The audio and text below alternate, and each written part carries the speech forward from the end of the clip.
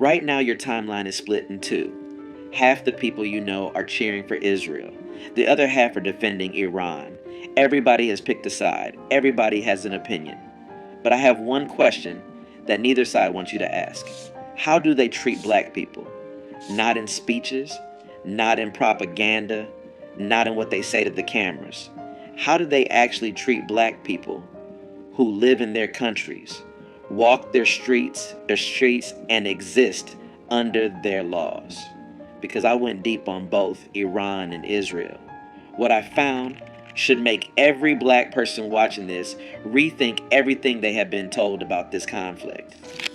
Because neither side, and I mean neither side, has clean hands. Before we go further, subscribe to this channel. This is part of our ongoing series covering the Iran war from the angle the mainstream media refuses to touch. Hit the bell so you do not miss a single video.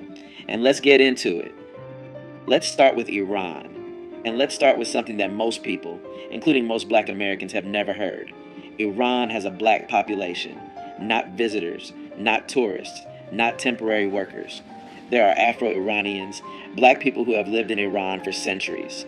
They are concentrated primarily in the southern provinces along the Persian Gulf, in cities like Bandar Abbas, Hormozgan, and in the regions bordering the Gulf of Oman. Estimates vary, but researchers have placed the number anywhere from several hundred thousand to over 2 million people, depending on how you define the community and how far back you trace the lineage. And the origin of that community is slavery. The Persian slave trade, which overlapped heavily with the Arab slave trade, brought East African people to Iran over a period spanning more than 1,000 years. From the 7th century onward, enslaved Africans were transported from the coasts of what are now Kenya, Tanzania, Mozambique, Ethiopia, and Sudan into the Persian Gulf region. They were used as laborers, domestic servants, pearl divers, soldiers, and in agricultural work in some of the most brutal conditions imaginable. If you watched our video on the Arab slave trade, and over 150,000 of you did, you already know that this was one of the longest and least discussed slave trades in human history. It predated the transatlantic slave trade by centuries and continued well into the 20th century. Iran did not formally abolish slavery until 1929. Even after abolition, the social consequences never disappeared. Today, Afro-Iranians live in a state of invisibility. They are among the poorest communities in the country. They hold almost no political power. Their cultural traditions, rooted in African music, spiritual practices, and oral history, are marginalized. They are rarely represented in Iranian media, education, or public life. When researchers and journalists have attempted to document their existence, they have been met with resistance from Iranian authorities who would prefer the world did not know this community exists at all. The racism Afro-Iranians face is structural and deeply embedded. The Farsi language itself contains derogatory terms for black people that are still in common use. Colorism is rampant across Iranian society, with darker skin being associated with poverty, low social status, and undesirability. Afro-Iranian women in particular face compounded discrimination, marginalized for their race, their gender, and their economic status simultaneously. And here is something that connects directly to the war happening right now. The southern provinces where most Afro-Iranians live are among the most neglected regions in the entire country. While Tehran poured resources into its military and nuclear programs, these communities were left without adequate schools, hospitals, infrastructure, and economic opportunity.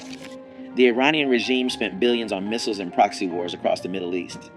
Meanwhile, the descendants of enslaved Africans living within their own borders were treated as if they did not exist.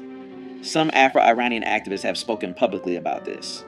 The response from the regime was predictable: surveillance, intimidation, and silence. The protests that erupted across Iran in late 2025 and early 2026 included voices from these communities. And when the government began killing protesters, thousands of them, you can be certain that the lives in those southern provinces were not the ones Tehran was concerned about protecting.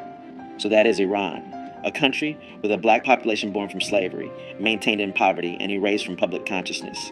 A country that has never acknowledged, apologized for, or made any attempt to repair the damage done to its Afro-descendant community. Now let's cross the border into Israel and buckle up, because this is where it gets even more disturbing. Israel markets itself to the world as the only democracy in the Middle East, a homeland for the Jewish people, a nation built on the promise of belonging. But if you are a black Jew in Israel, that promise has a very different meaning. There are roughly 170,000 Ethiopian Jews living in Israel today, a community known as Beta Israel. Their connection to Judaism stretches back thousands of years. According to their own tradition, they descend from the tribe of Dan, one of the original 12 tribes of Israel. They maintained Jewish practice, ritual, and identity for centuries in isolation in the Ethiopian highlands, long before modern Israel existed. In the 1980s and the 1990s, Israel launched dramatic operations, Operation Moses, Operation Joshua, and Operation Solomon, to airlift Ethiopian Jews out of Ethiopia and Sudan. Thousands were brought to Israel in what was presented to the world as a heroic rescue, a Jewish state bringing its lost people home. But what happened after they arrived tells a very different story. Ethiopian Jews were placed in absorption centers that functioned more like holding facilities. They were subjected to a process of cultural erasure. Their religious practices, which had been maintained for millennia, were deemed insufficient. Ethiopian Jewish religious leaders were told their ordinations were not valid. Community members were required to undergo symbolic conversion rituals, essentially being told that their Judaism was not Jewish enough for Israel. One of the most disturbing scandals in modern Israeli history emerged in 2013 when it was acknowledged that Ethiopian Jewish women had been given long-acting birth control injections, in some cases without full informed consent. An Israeli investigative journalist exposed the practice. Health officials had been administering Depo-Provera shots to Ethiopian women at transit camps before they entered the country, and continuing the injections after arrival. The birth rate among Ethiopian Jews in Israel dropped by 50% over a decade. When the story broke, the Israeli Health Ministry issued a directive telling gynecologists to stop prescribing the contraceptive if there was any doubt that the women understood the treatment. Let that sink in. A nation that defines itself by the promise of never again was suppressing the birth rate of its black Jewish population. It goes beyond reproductive rights. Ethiopian Jews in Israel face systemic discrimination in virtually every measurable category.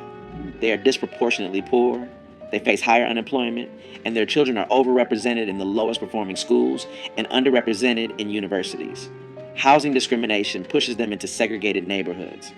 When Ethiopian and Israeli youth have taken to the streets to protest, which they have multiple times, most notably in 2015 and 2019, they have been met with tear gas, rubber bullets, and mass arrests.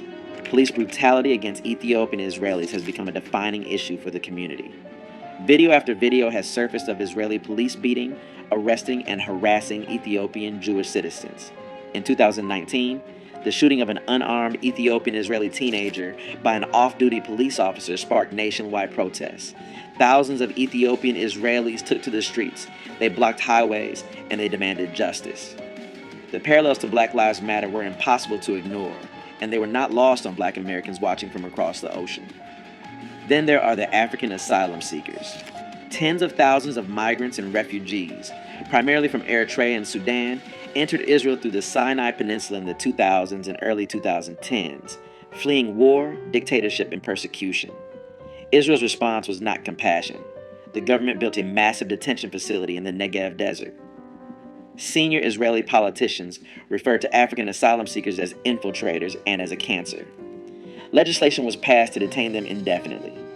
Deportation campaigns were launched, pressuring Africans to leave for third countries in Africa with cash payments and threats of imprisonment. The message was unmistakable: Jewish or not, refugee or not. If you were black in Israel, you were a problem to be managed, not a person to be welcomed.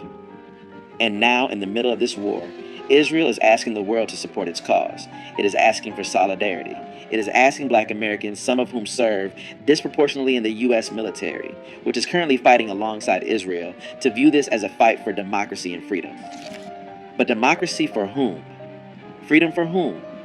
If you are connecting these dots, hit that like button right now and drop a comment, because this is the conversation they do not want us having. So here we are, the two nations at the center of the biggest military conflict in a generation, and neither of them can look black people in the eye with a clean conscience. Iran built a black population through slavery and then pretended they don't exist.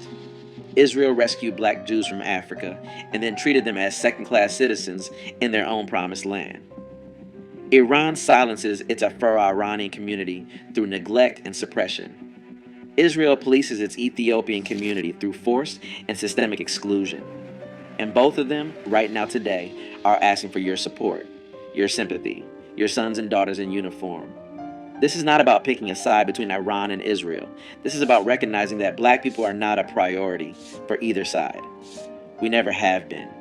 We are an afterthought in Iran's domestic policy and a problem to be managed in Israel's social hierarchy. Our history in both nations is one of exploitation, erasure, and control. And yet, black Americans make up a disproportionate share of the U.S. military that is currently fighting in this conflict. Black tax dollars are funding this war. Black communities will bear the economic consequences of rising oil prices and inflation. And black voices are being told by both sides to pick a team and cheer. The leaders we study on this channel saw through this decades ago. Malcolm X refused to align with any nation that didn't align with black liberation. He viewed global conflicts through the lens of what they meant for black people, not what they meant for empires. He would look at this war and ask one question: what's in it for us? And the answer, as it has been for every war in American history, is nothing.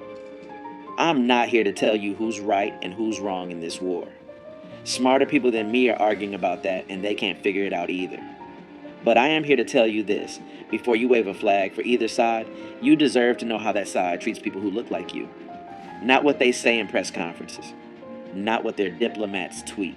How they treat black bodies in their streets, in their hospitals, in their housing, in their courts, and in their history books. And now you know, Iran erased its black population. Israel marginalized its black citizens, and both of them are currently engaged in a war that black American soldiers are fighting and dying in, while black communities at home receive nothing in return. That's not opinion. That's documented history. That's data. That's the testimony of Afro-Iranians and Ethiopian Israelis who have been saying this for years while the world refused to listen. Now you've heard them. Share this video. Send it to everyone in your group chat. Send it to the person who's been arguing online about which side to support. Send it to anyone who thinks this war has nothing to do with black people, because it has everything to do with us. Subscribe. Hit the like. Drop a comment. And tell me, did you know about the Afro-Iranian community before today? Did you know what Israel did to Ethiopian Jewish women? I want to hear from you. I'll see you in the next one.